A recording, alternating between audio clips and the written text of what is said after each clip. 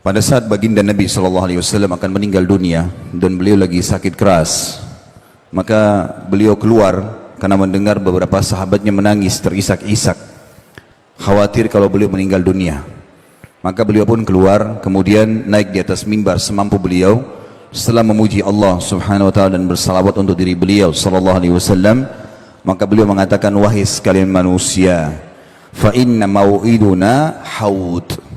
Wahai sekalian manusia, maknanya jangan kalian bersedih, karena pertemuan kita yang sebenarnya yang akan abadi itu bermula dari haudku nanti. Haud itu telaga beliau. Nabi SAW diberikan telaga oleh Allah dua, di mahsyar nanti namanya haud, dan nanti di surga namanya kautsar, yang ada surah Al-Kautsar. Kata Nabi SAW, haudku nanti di mahsyar itu seluas pandangan mata. Dalam riwayat dikatakan antara Madinah sama Hajar, atau kurang lebih 1000 km perjalanan, dipenuhi dengan canteng-canteng seperti jumlah bintang di langit. Siapa yang minum darinya tidak akan pernah haus selamanya. Riwayat ini menggambarkan kepada kita bagaimana Nabi SAW memberikan kesadaran kepada para sahabatnya, jangan kalian sedih. Bagi teman-teman yang merasa sedih karena meninggal orang tuanya, meninggal kerabatnya, kehilangan sesuatu yang sifatnya duniawi ini, bagi seorang muslim itu adalah hal yang kecil. Kalau kerabat kita meninggal atau orang yang kita cintai, teman-teman sekalian, dia tidak hilang. Dia hanya mendahului kita menuju ke akhirat sana. Seorang muslim sangat yakin rukun iman dia yang kelima adalah iman kepada hari kiamat. Urutannya adalah meninggal, proses dicabutnya ruh, kemudian dimasukkan ke alam barzah di kuburan, kemudian pembangkitan di hari kiamat mahsyar, ditimbangnya amal baik amal buruk, lalu kemudian surga dan neraka. Dan kita sudah dapat rinciannya.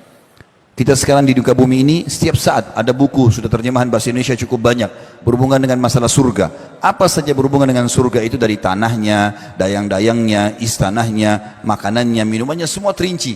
Kita sudah punya bocorannya. Dan neraka dengan siksa yang paling rendah sampai yang paling berat pun itu juga sudah diceritakan semuanya, sudah ada gambarannya. Maka seorang muslim sangat faham ada akhirat. Berarti orang-orang yang sedang kita cintai meninggal dunia itu, mereka sebenarnya tidak hilang, tapi mereka hanya mendahului kita saja. Saya punya menghadapi, ada ponakan saya di kota Makassar sini, umur 19 tahun, meninggal dunia, subhanallah. Sore hari, dia aman-aman saja, lagi ngantar kakak saya, kebetulan kakak kandung saya sendiri, ibunya, itu diantar pergi ke tempat kursus adiknya, kemudian rupanya dia pulang, dia sholat maghrib di rumah, lalu kemudian temannya telepon, minta dijemput di bandara Makassar. Dia keluar habis sholat maghrib, begitu keluar dari pintu tol Makassar menuju ke bandara, ditabrak oleh mobil besar, truk, meninggal dunia di tempat. Tidak ada satupun kerabat yang tahu ini berita. Meninggalnya maghrib sekitar jam 6 sore, nanti jam 12 malam baru kami tahu. Saya pun lagi di Jakarta waktu itu, kemudian saya ditelepon oleh salah satu kakak saya juga, kalau ponakan kita sudah meninggal. Saya ambil pesawat pertama dari Jakarta, habis sholat subuh, ke Makassar. Begitu saya tiba di Makassar, di Panaku Kang Mas, tempat beliau, kemudian saya masuk, kerabat sudah mengatakan, kakakmu ini dari tadi malam gak bisa tidur, gak makan, selalu bangun, pingsan lagi, gak ada keluarga yang bisa hadapin. Maka saya dudukkan kakak saya bilang, kak duduk sebentar. Begitu beliau duduk, dan saya bilang, kebetulan anak ini bernama Hamdi, rahimahullah, sudah meninggal, ponakan saya. Lalu saya mengatakan, kalimat pertama saya, Hamdi ini tidak hilang. Itu bahasa saya pertama. Karena pemahamannya, kakak saya memahami anaknya sudah hilang. Hamdi ini tidak hilang. Kok bisa? Dia tiba-tiba duduk, lalu dia mengatakan, kok bisa? Bukan dia sudah meninggal? Saya bilang, iya. Sebagai seorang muslim, kita yakin dia tidak ada di depan mata kita sekarang, walaupun dia sudah dikubur, tapi kita sangat yakin akan bertemu di akhirat. Tidak mungkin tidak. Orang-orang yang meninggal terlebih dulu, seperti ibu kami sudah meninggal. Ada paman kami namanya Fulan, saya sebutin. Nama paman kita si Fulan, nama tante kita si Fulan, meninggal dunia semuanya.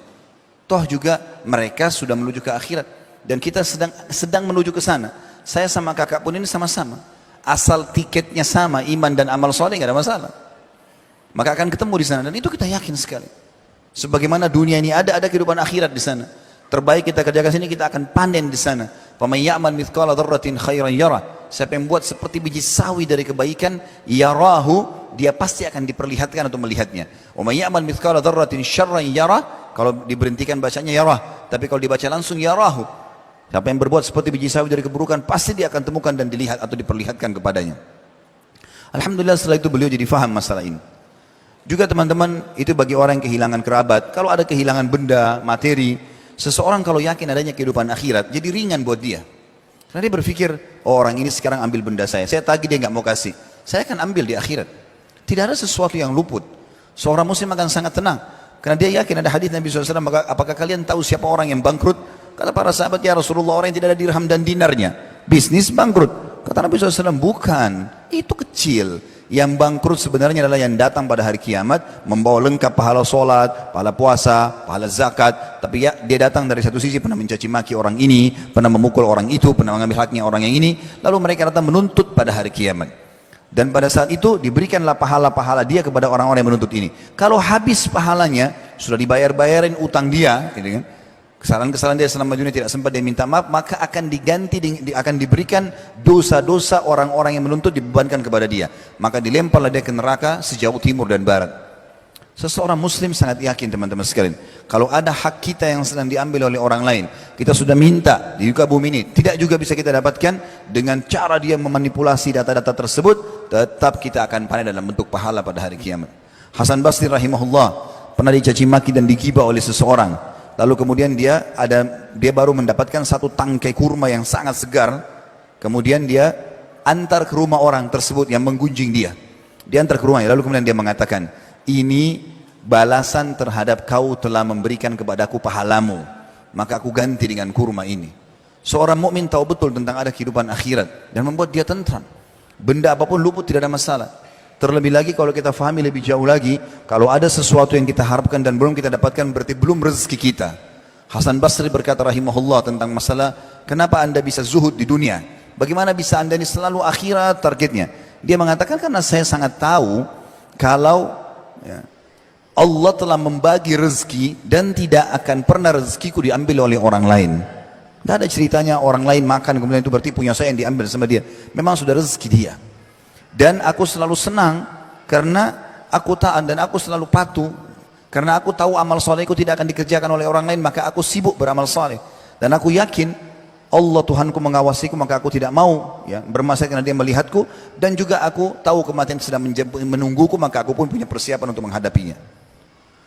Nabi SAW juga mengingatkan kepada kita teman-teman, melalui dunia ini selain kita mengejar prestasi terbaik, boleh silakan cari rezeki halal, pasangan yang baik, keturunan yang banyak, coba kejar, tapi halal konsepnya. Juga kalau kita punya masalah-masalah, sebelum menuju kepada kematian, selesaikan semuanya.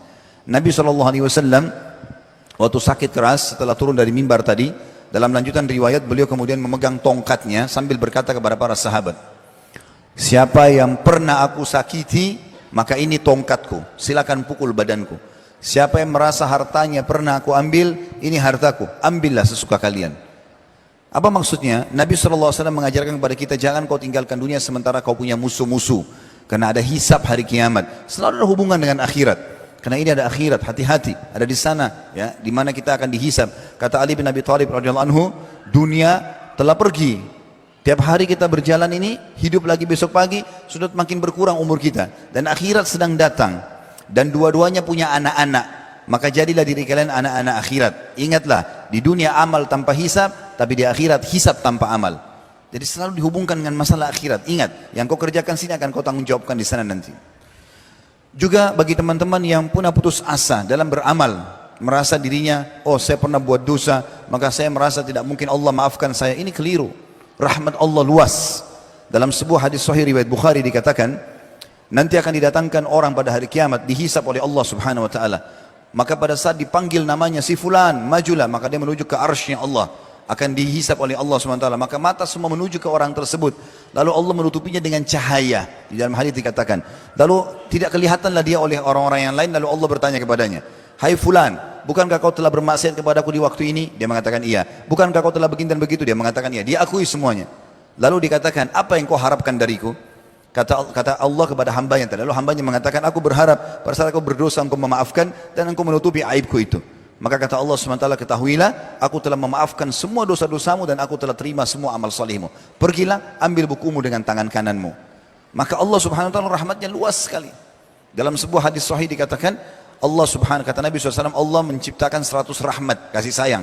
Satu diturunkan di muka bumi ini, diantaranya adalah hewan-hewan yang mengangkat kakinya supaya anaknya tidak keinjak. gitu kan? Atau kasih sayang ibu kepada anaknya, dan Allah masih menyimpannya 99 rahmat pada akhirat nanti. Ada lagi dihubungkan dengan masalah akhirat, rahmat Allah luas sekali. Orang yang malas bekerja, motivasinya besar sekali dalam Islam. Kata Nabi SAW, di muka bumi ini tanam untuk akhirat. Beliau mengatakan kalau seandainya di tangan kalian ada bibit tanaman dan kalian tahu besok kiamat, tetap tancapkan untuk mengejar, nanti akan ada nilainya di akhirat.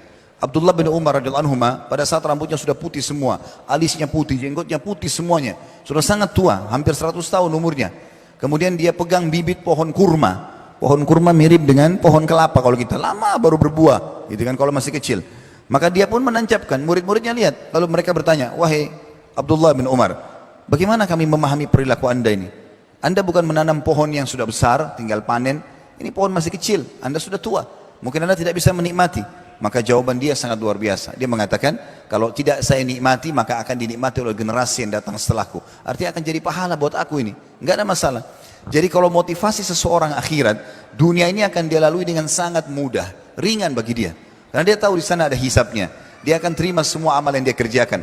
Bahkan baginda Nabi SAW mengingatkan kepada kita, ketahuilah seseorang dari kalian lebih dekat dengan surganya daripada tali sendalnya sendiri, dan seseorang di antara kalian lebih dekat dengan nerakanya daripada tali sendalnya sendiri.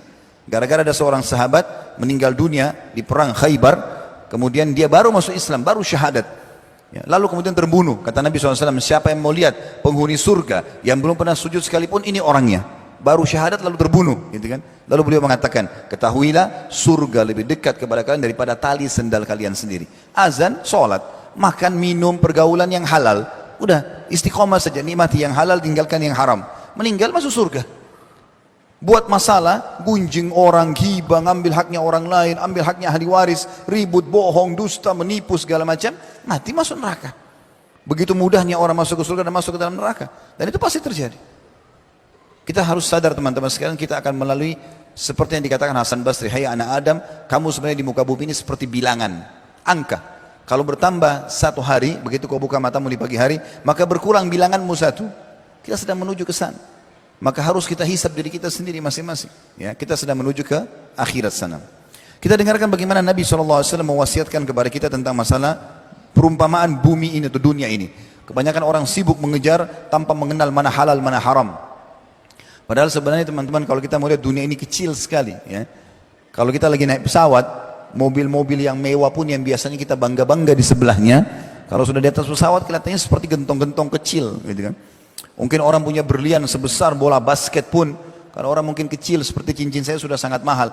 Kalau seperti bola basket sangat besar, tapi kalau orang naik di atas pesawat melihatnya maka tidak kelihatan lagi. Tanah yang diperebutkan kepada ahli atau dengan ahli waris sampai tumpahkan darah, itu juga kalau kita di atas pesawat kita lihat sangat kecil, nggak ada nilainya.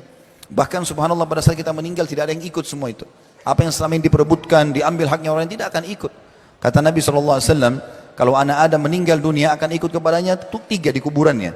Amalnya, ya, kemudian hartanya dan keluarganya akan pulang 2. Keluarganya akan pulang, walaupun cinta seorang suami pada istri, istri pada suami, orang tua pada anak, tidak akan nginap sehari di kuburan itu. Akan pulang, meninggalkan kita nanti. Hartanya walaupun mewah, mobilnya akan parkir di pagar kuburan, habis itu dibawa pulang jadi warisan.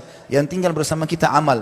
Lihat bagaimana Islam datang memotivasi, ada akhirat, kejar di sana. Dunia tetap cari yang terbaik, tapi yang halal, nikmati sebatas memang yang dibolehkan oleh Allah. Setelah itu kita menuju kepada akhirat. Jadi bukan masalah target di sini, karena kalau sudah target, yang jadikan target maka kita lupa ada akhirat, maka kita akan sikut sana, sikut sini, haknya orang lain diambil tanpa peduli mana halal, mana haram. Ada orang dari pagi bangun tidur sampai tidur lagi, itu kerjanya cuma cari musuh, cari haknya orang lain, tidak pernah berpikir untuk diri dia sendiri, karena tidak ada fikiran masalah adanya akhirat ini. Dalam sebuah hadis yang perlu kita renungi adalah hadis riwayat Imam Ahmad, kata Nabi SAW, inna mat'am ibni Adam ju'ila mathalan di dunia. Ketahuilah, makanannya anak Adam itu dijadikan perumpamaan terhadap dunia ini. Wa in kazzahahu wa mallahahu. Walaupun makanan itu sudah dibumbuhi, sudah ditaruh garam, sudah terasa enak, fandur ila ma yasir. Lihat nanti jadi apa itu. Tetap akan jadi kotoran. Maka Nabi SAW memberikan perumpamaan, itulah dunia, seperti itu. Walaupun kita hiasi, kita bagusin segala macam, toh akan ditinggalkan. Toh akan hancur hari kiamat.